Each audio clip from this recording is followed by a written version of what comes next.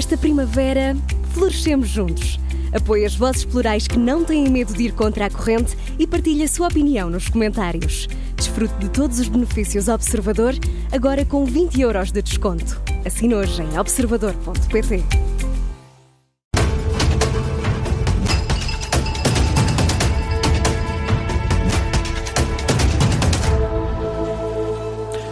Foi Ministro da Segurança Social, da Economia, Secretário de Estado, é hoje uma das vozes mais respeitadas no interior do Partido Socialista. Como é que Vieira da Silva avalia o momento político que atravessamos? É o que vamos ficar a saber já a seguir no Explicador da Tarde Política.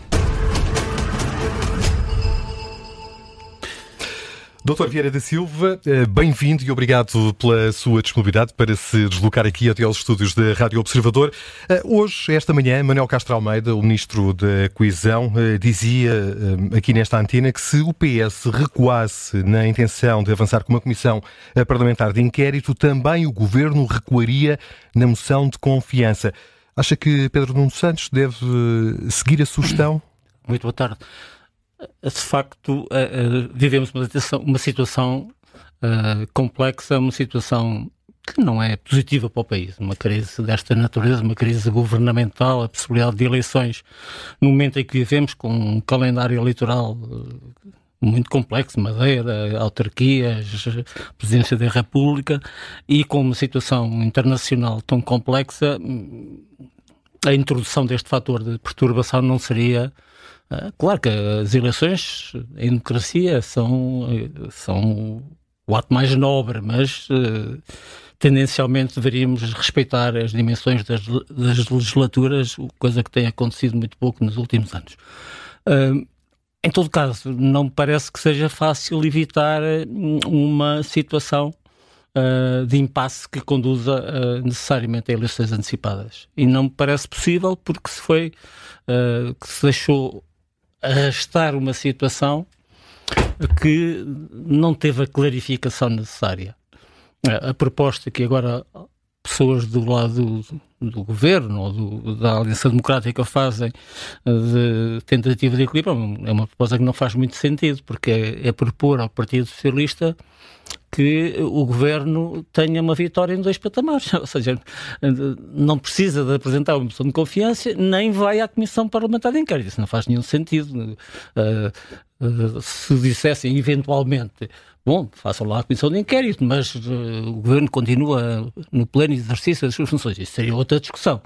Agora, aquilo que me parece que é muito importante é que eu entendo que as pessoas digam, bom, esta razão não justificaria uma crise destas. Atenção, não estamos a falar de um facto de sumenos, porque as questões que foram colocadas foram questões que têm a ver com o Primeiro-Ministro, nem é com o Governo, nem é com a AD, é com o comportamento de Luís de Montenegro enquanto Primeiro-Ministro e na sua relação com a sua atividade privada, passada ou eventualmente presente. O que é que aconteceu? Aconteceu que desde que, creio que há 3 semanas, a Comunicação Social lançou esta questão da empresa de Luís Montenegro, que tem um nome difícil de reproduzir, nós fomos confrontados com sucessivos momentos em que Luís Montenegro poderia ter, não digo encerrado, mas clarificado a questão, e a alternativa foi sempre uma fuga para a frente. Reparem, parece hoje mais ou menos evidente que, independentemente da dimensão legal, se há ilegalidades ou se há irregularidades, é mais ou menos consensual em quase todos os quadrantes políticos, mesmo em pessoas próximas do atual governo, que há pelo menos uma séria imprudência na atuação de Luís Montenegro. Que, aliás, as últimas notícias, a serem verdadeiras, mostram que ele tinha consciência que esse problema existia. Sobre a declaração que fez ao Tribunal Constitucional, já nessa altura, ele teve necessidade de corrigir e, portanto, não foi nada que ele não tivesse sido alertado.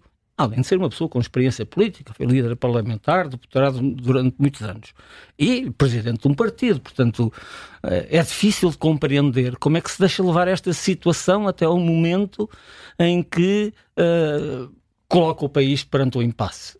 E sempre responsabilizando outros. Ninguém tem responsabilidade no comportamento de Luís Montenegro. Foi ele que decidiu não dissolver a empresa, que decidiu, aparentemente, um ato que os juristas dizem nulo, passar as suas cotas para a sua mulher, foi ele que decidiu todos os passos. É hoje muito óbvio que a empresa era uma empresa de Luís Montenegro, da sua atividade profissional. E, portanto, isso implicaria ainda mais que houvesse aqui uma descontinuidade. Obviamente não está em causa os filhos, a vida familiar, está em causa um princípio que é básico num regime democrático, que é que todos tenhamos a confiança que quem está no exercício de funções governativas é capaz de separar interesses particulares do interesse geral. Não digo que Luís Montenegro não seja capaz de o fazer, mas criou essa dúvida. A mulher de César não lhe basta ser séria, também é preciso parecer. Só ele é que podia ter resolvido. E de que forma? Vendendo a empresa, passando em definitivo, saindo da empresa da esfera familiar. O problema não se colocava se tivesse passado a cota aos filhos, por exemplo? Seria um problema muito diferente, na minha opinião. Meramente pessoal, e não sou jurista. Mas o que ele fez recentemente é muito distinto do que fez há uns tempos atrás, quando passou a cota para a mulher, porque ficou na sua economia doméstica. E depois é uma empresa que não tem site na internet. Que empresas é que não têm site na internet? Que tem a sede na casa doméstica, na residência de Luís Montenegro, com o telefone de Luís Montenegro. Portanto, isso levanta um conjunto de questões. Que empresa é essa? É uma empresa que legitimamente no passado Luís Montenegro criou para enquadrar a sua atividade profissional. Sim, mas depois ele assumiu outras responsabilidades. Diz muitas vezes ele saiu da vida política. Bom, sabemos bem que Luís Montenegro nunca esteve fora da vida política, deixou de ser deputado e todos sabíamos, aqueles que estão próximos da coisa pública, que ele estava a preparar uma candidatura à liderança do PSD, que ao fim depois de duas tentativas, à segunda tentativa, creio eu, conseguiu atingir. Portanto, não esteve propriamente afastado, mas esteve com outras fontes de rendimento, legitimamente. Agora, julgo que era bom que isso tivesse sido clarificado. Todos nos recordamos, na primeira moção de censura, a moção de censura do Chega, que o Primeiro-Ministro fez uma declaração muito emotiva e com muita vitimização, dizendo que aquilo era uma empresa para gerir o património que vinha dos seus pais, o vinho, as quintas e por aí fora, e que queria deixar aos seus filhos. Não se sabia nessa altura que era uma empresa que se dedicava à consultoria. E não sabemos a mais o quê, porque nem sequer se conhece ainda o conjunto dos negócios. Portanto, julgo que o Luís Montenegro pode, obviamente, vai fazê-lo durante os próximos tempos, vitimizar-se, dizer que isto foi tudo culpa de outros. Mas não foi a oposição que lançou este processo. Foi a comunicação social. Vai criticar a comunicação social? Vai criticar a página do Expresso, a primeira página, não estou aqui a fazer publicidade a nenhuma órgão de comunicação social, mas a primeira página do jornal como o Expresso não é uma nota de rodapé de qualquer página da internet. É um dos jornais mais representativos na sociedade portuguesa e mais respeitáveis, concordo ou não com a sua linha editorial. E, portanto, foi esse fator que elevou a fasquia para um outro patamar. Quando refere que aquela empresa, que foi de Luís Montenegro e que parece nunca ter deixado de ser, tinha avanças, tinha relações permanentes com empresas. E isso deve justificar por si só a dissolução do Parlamento, a queda do Governo e a ida para novas eleições? Ou seja, há uma proporcionalidade entre aquilo que Vieira da Silva há pouco designava como uma imprudência de Luís Montenegro e o resultado dessa imprudência? Os factos em si talvez pudessem não o justificar, mas o padrão de comportamento do Primeiro-Ministro acho que justifica. Porque nós não ouvimos uma palavra neste tempo todo de reconhecimento de alguma responsabilidade. Eu fiz tudo sempre bem, sou o mais transparente de todos e, portanto, isto é tudo uma cabala. Bom, se eventualmente quem cometeu imprudências que são hoje absolutamente indiscutíveis tivesse dito, bom, talvez não tenha abordado bem a questão, teria recolocado todo este problema noutra dimensão, mas quando Montenegro vai fazer uma comunicação ao país às 8 da noite, com aquela solenidade toda, sem direito a contraditório, com todo o governo atrás, coisa absolutamente dispensável, ninguém estava a colocar o governo nesta história. Quem estava nesta história é apenas Montenegro. Compreende-se que os ministros tivessem querido manifestar a sua solidariedade, mas não era o momento adequado. O momento adequado era que o Luís Montenegro enfrentasse, se o entendesse, o país e a comunicação social, mas, portanto, logo aí ele disse, bom, provavelmente iremos para uma crise política. Portanto, eu estava a assumir que, de facto, do lado dele não havia nada a contribuir para que não fôssemos conduzidos para a situação de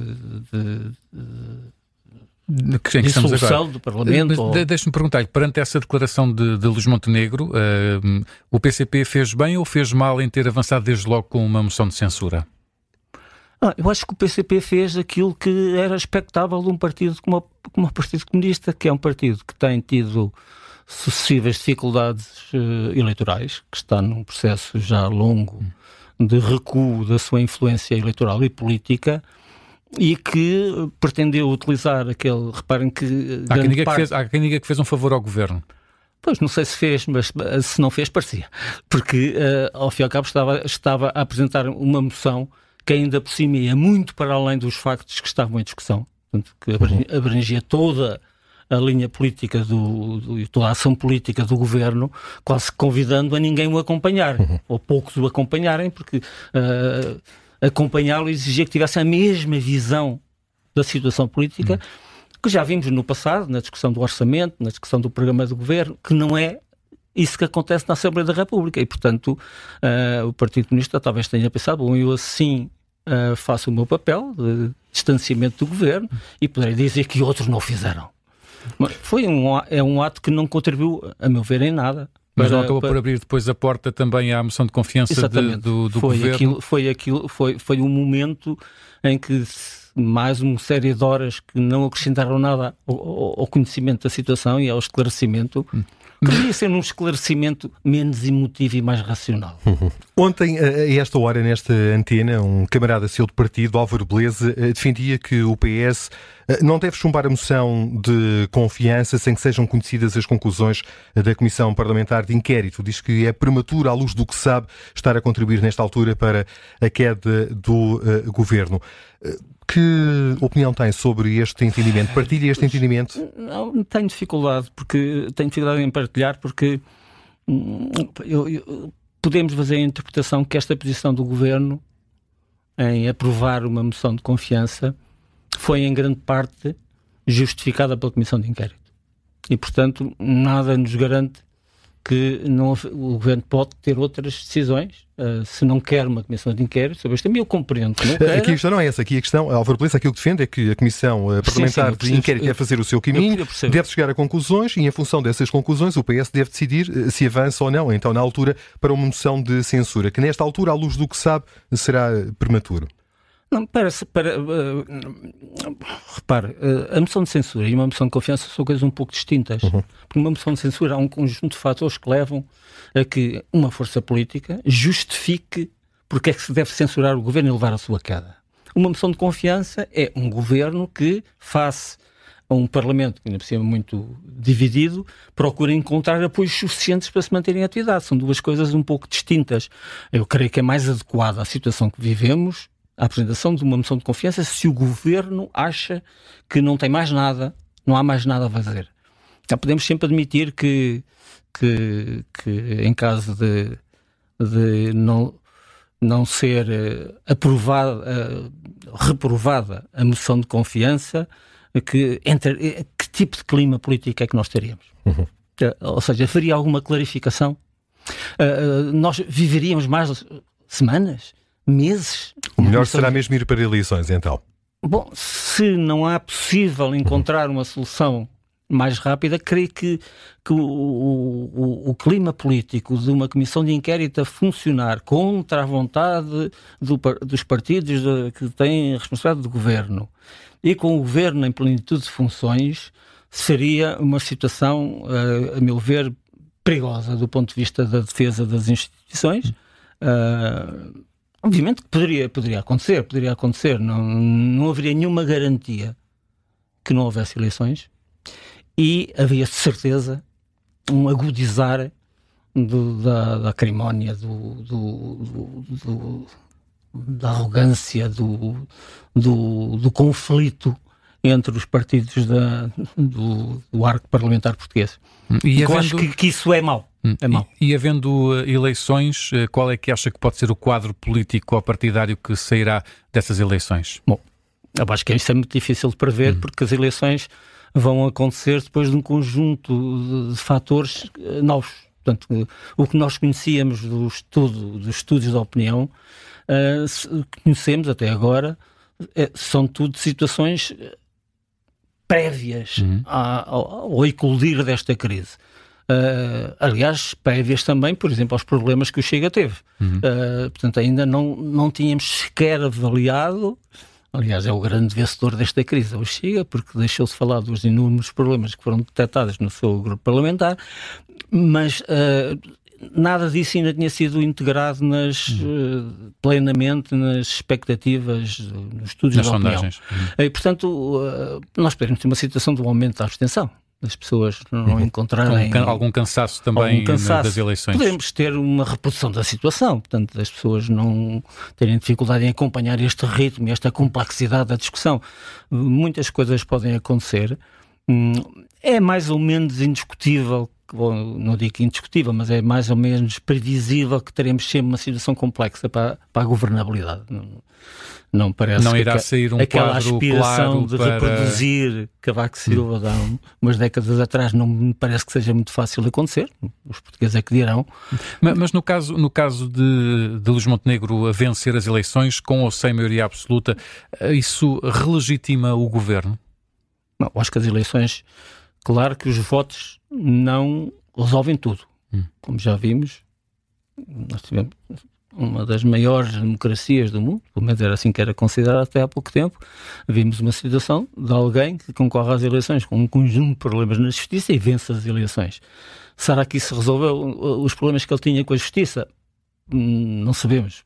Aparentemente sim, nos Estados Unidos. Em Portugal, a nossa organização constitucional não é bem a mesma. Nada indica que depois de eleições não possa haver uma nova comissão de inquérito, por exemplo. Sim. Acha que o PS deve avançar para uma comissão de inquérito depois de eleições? Acho que é muito cedo, até porque nós não sabemos o que é que vai ser clarificado no processo eleitoral, porque se até agora Luís Montenegro conseguiu sempre não ser submetido a um sólido contraditório, isso já não vai acontecer em situação eleitoral. Vai ter debates eleitorais, vai ter entrevistas, a comunicação social, que tem tido muitas poucas oportunidades ao longo dos últimos meses, não é só de agora, de confrontar Luís Montenegro com as suas opções e com as suas posições, vai tê-lo, tudo isso vai ajudar a clarificar. Portanto, não sei se qual é o comportamento adequado de cada um dos partidos, como é que eles vão sair do processo eleitoral. Há uma coisa que eu tenho a certeza, é que era muito positivo para o país que se recuperasse uma maior capacidade de diálogo entre os maiores partidos portugueses. Pelo menos. E que... PS e PSD. Pelo menos. E que a cultura de compromisso ganhasse mais espaço face à cultura da confrontação. E o que é que está a contribuir para esse aumento da confrontação, para esta maior dificuldade em alcançar esses entendimentos? Essa é uma pergunta que nos levaria aqui não a um explicador, mas a um ensaio de ciência política, né? Porque isso não acontece só em Portugal. Claro. É um fenómeno internacional em que os partidos com maior cultura de compromisso estão a ceder espaço para partidos com maior cultura de agressividade, de confronto, de radicalização, de simplificação dos problemas. É isso que está a acontecer. Que a mãe diz, bom, isto é tudo muito fácil de resolver, basta fazer isto e aquilo, está tudo resolvido. Nós sabemos que não é assim, que a realidade é muito mais complexa que isso. Mas os partidos que têm a noção dessa complexidade têm a responsabilidade, que é uma responsabilidade histórica. Porque o que está em causa é mesmo, não digo a sobrevivência do regime, mas é mesmo a natureza da nossa democracia.